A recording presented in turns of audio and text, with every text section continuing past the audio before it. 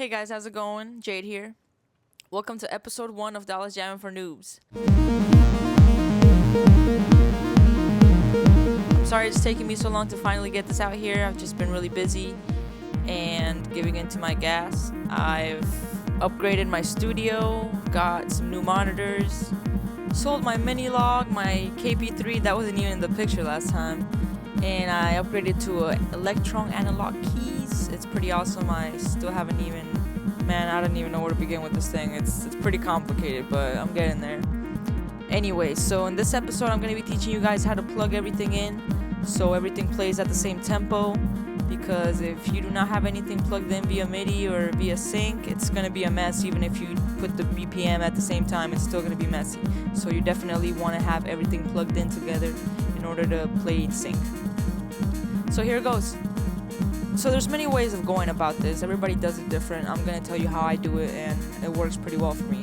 What you first need to ask yourself is, who is going to be my master clock? Which synthesizer am I going to choose to control the tempo of all my other synths and drum machines and whatnot?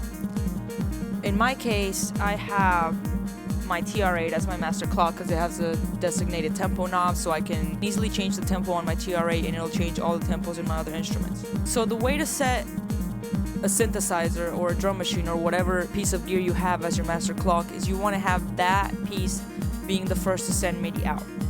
So I have MIDI out of my TR8 into my analog keys, out of my analog keys into Volca Bass. Then since the Volcas have sync, I sync out of Volca Bass, sync into Volca Beats, out of Beats into keys, out of keys into SQ1, and you can keep going and going and going, and you'll have everything in sync. You need to make sure that you follow out, in, out, in, out, in, and you don't mix it up, because then you might get something that's out of sync.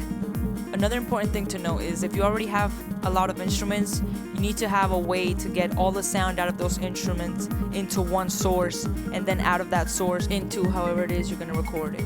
I use a Yamaha MG10XU mixer which has USB, so I plug the USB out of the mixer into my computer, open up Logic. Yeah, I know, Dallas, I said Dallas Jamming, not Dallas Recording, because if you want to go the Dallas Recording route, bless your little soul, because that is very stressful. You're gonna need some way to put EQ on it, put some effects on it. It's just messy.